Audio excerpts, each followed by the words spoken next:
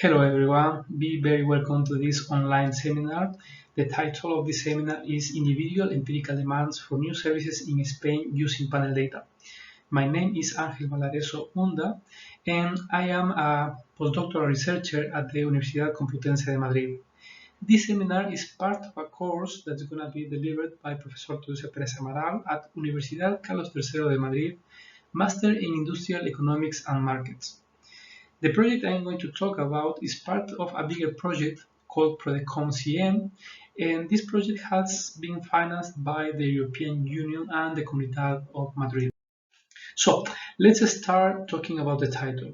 When we refer to individual empirical demands for new services in Spain, basically what we mean is the analysis of individual adoption of digital services, quantitative models of individual adoption of ICT or digital services. This outline refers to the presentations you can find in the same playlist where this video you are watching right now belongs to. This presentation corresponds to the point 2, building a panel database on household ICT usage in Spain. In the first part, I am going to propose a motivation, and in the second part, we are going to see some of the issues we have to solve when we build a panel database. In this section, we want to answer two questions. Why is it important to study digital economy, and who are the main actors that are interested in its evolution? Now let's have an idea of what we have in mind when we talk about digital economy and society. To some people and companies, it may seem that all this of the digital economy is a very calm sea, to the extent that its relationship with the very well-known giants of the internet pass with little friction. What's more, we have the impression they usually anticipate our needs, they are easy to use, it seems that they offer us an unbeatable quality and price. Many people even think that companies like Google and Facebook provide their services for free, but nothing farther from reality. We are at a time when reality is much more like this. A rough sea, very large, that some might know how to surf, but others, at best, only see it pass, without realizing what it can bring. We are facing a reality in which we need to have at least the intuition of how the wave comes so we can stay on the board. Here we have only a handful of internet giants. This slide contains a lot of information, but I want to convey three ideas. Complexity. The digital economy, in this case from the supply side, is much more complex than we might think. Power. The current power that these giants have in the economy and society. And lastly, strategic leadership. They are undisputed leaders of the trends that will change the rules of the game even faster and faster.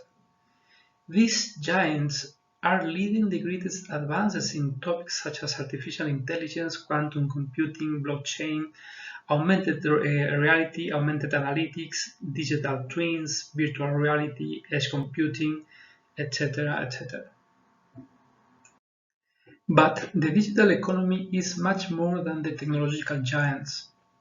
Of course, we have to talk about electronic commerce and its entire ecosystem, but also electronic administration or e-government, digital services related to health, science, equal opportunities, education, automation, and robotization, and the pressure these elements are expected to have on the labor markets.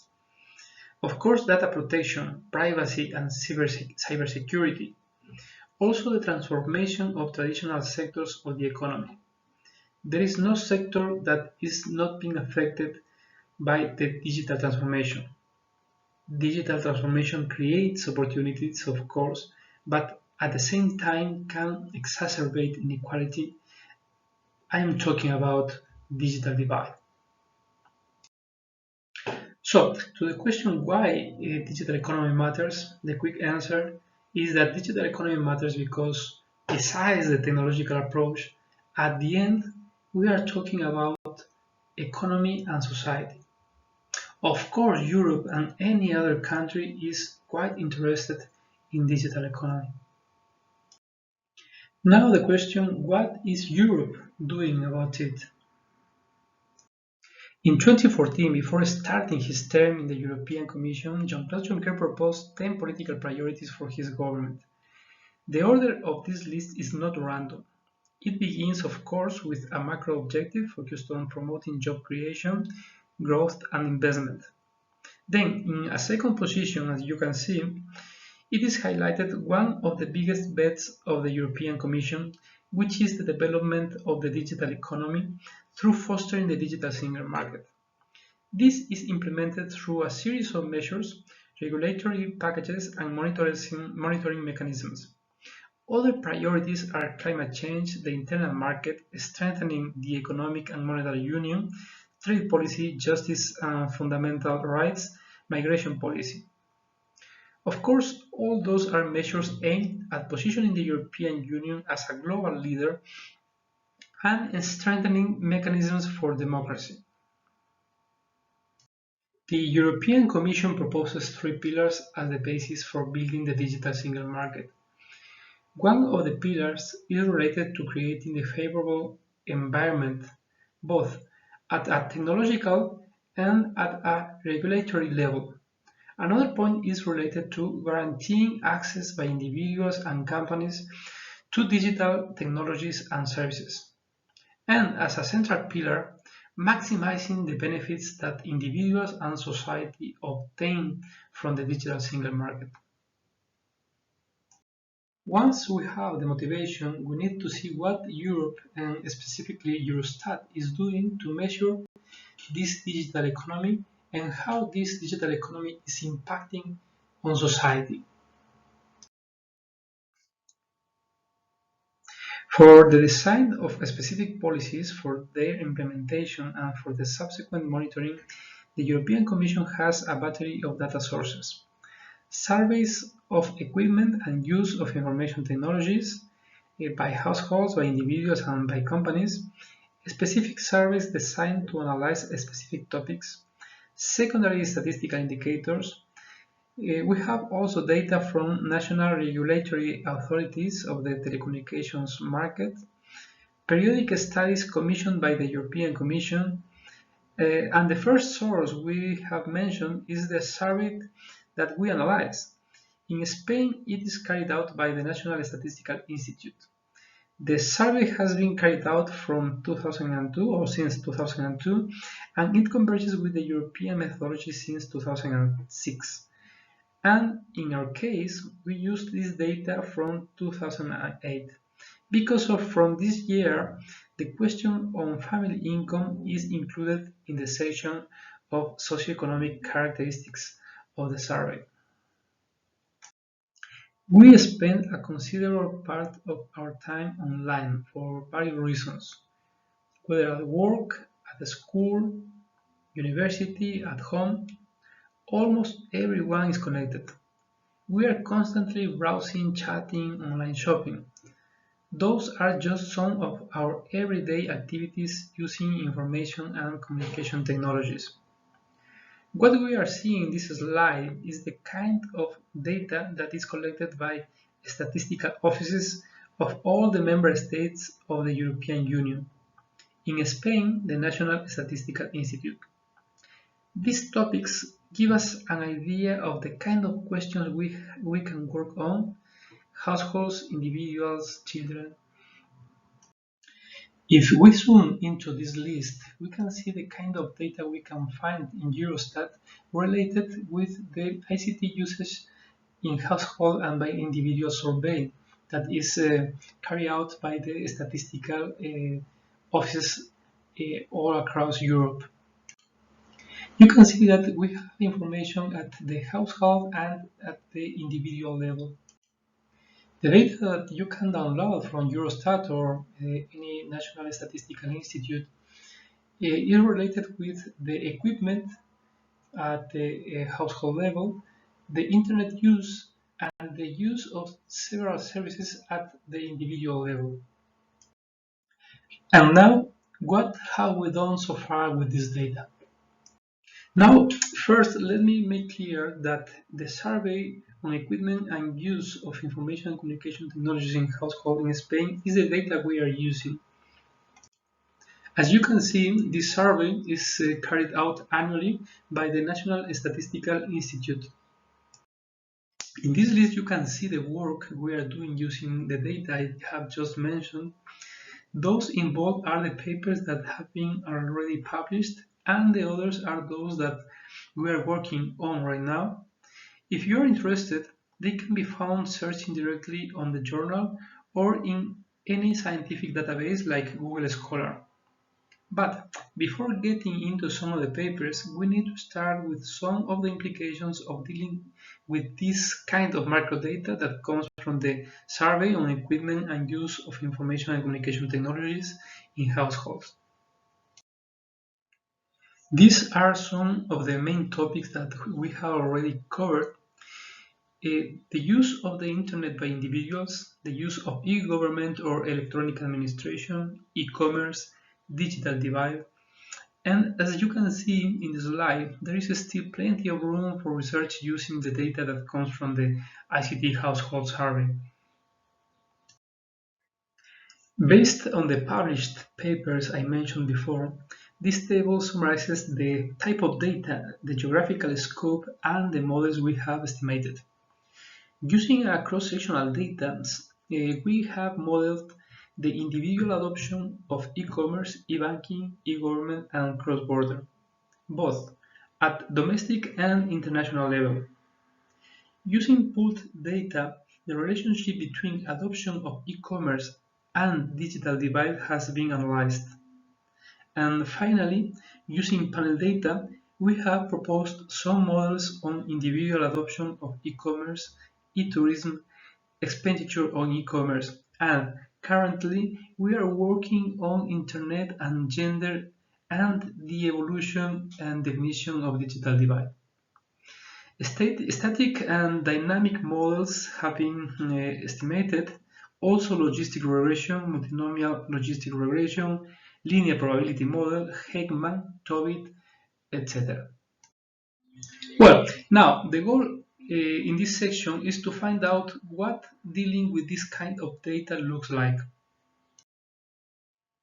The survey has been carried out annually since 2002, converging with the European methodology as of 2006. It is continuous on an annual basis. It covers the entire national territory. A quarter of the sample is renewed each year, and a surveyed dwelling can only remain 4 calls. The theoretical sample size is about 25,000 dwellings, but 18,000 on average. To be a respondent, the person needs to be 16 or more.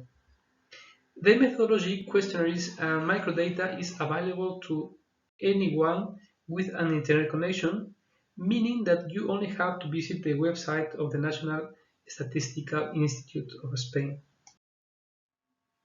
So, the data, yes, is publicly available, but the main problems for building a panel dataset are related with homogenization of variables and identification of groups and individuals. The variables need to be homogenized because the questionnaires are dynamic, as I said before.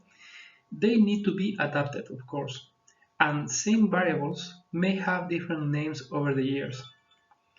The household respondent ID is not publicly available. You need to ask for it. So we requested the ID, but the identifier they can provide refers only to dwellings. That is for personal data protection issues, as you can guess.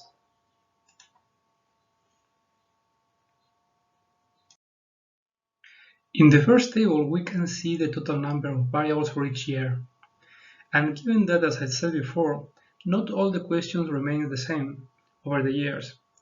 The second table shows the total common variables for each year. So, as we go backwards, we have fewer common variables. For instance, For the period 2016 to 2018, we got 165 variables, and for the period 2014 to 2018, 154 variables, and so on and so forth. Here you have an example of a same variable with different names across years. You can see how the variable ebanking has different names for every year from 2009 to 2016. This is one of the problems we must face when dealing with data that comes from a survey like the one we use. Now the identification problem. I'm going to show you the main details of the process of getting a panel of individuals from a pooled dataset. In principle, we have this information for each of the members of each dwelling: age, sex, date of birth, that is, day, month, and year. Yes, we have this information in principle, but the information is not always complete. For instance, the interviewee may not remember or do not want to answer the date of birth. For the total of the interviewed dwellings, we do not have the full information for the respondents, so this impedes the correct identification. Given the above I just mentioned, we need a criteria for individual identification. The first criteria is not contradiction at all means same individual. Then, when we have larger age or more than one contradiction, this means different individual. And younger age or just one other contradiction, we keep this observation on hold. Now let's have a couple of examples. The red number identifies a dwelling. For a respondent, we have this data, where sex and the date of birth coincide for all the years except for 2012. 1 equals male, 6 equals female, VD equals date of birth. When something like that happens, we need to look closer, but this time to all the household members, not only the one who responds the questionnaire. So now we can identify that the respondent is actually a female. We can see now that in 2012 we have just a mistake with sex. Another example, again a similar problem. Do you think this is again a mistake? Let's see. Well, it turns out that this time it's not a mistake. Indeed, during the first 2 years there were 2 members with the same age and different sex. So it's entirely possible that we have 2 different people as a respondent for this dwelling. The following numbers are what we have got as a result of the homogenization and identification process. Of course, these numbers increase every year.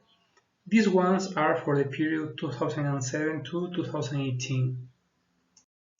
As you can see, for more than 85,000 dwellings, we have been able to classify almost 80,000 dwellings and have almost 6,000 on hold. From the classified dwellings, we have identified more than 91,000 individuals, which represents almost 200,000 observations. Here you can see the structure of the survey sample, how a portion of the respondent is replaced every year. This slide gives us an idea of how the survey has been designed. Given the total of individuals, more than 16,000 individuals have participated 4 times, almost 16,000 3 times, more than 22,000 2 times, and more than 37,000 just 1 time. And finally, as the main conclusion, we can say that getting a dataset like this requires a lot of work and decisions. For the period 2007 to 2018, we have almost 200,000 observations, more than 90,000 correctly identified individuals, 117 common variables, and a total of 752 variables. Only once we have prepared our data, we can go to the next step. Now we can exploit the data, meaning getting useful descriptive statistics, building econometric models based mainly on economic theory and related literature as well as intuition. Well, we have reached the end of this online seminar. And as I said at the beginning, if you have any question related to our research, please do not hesitate to contact us. Thank you very much for your attention.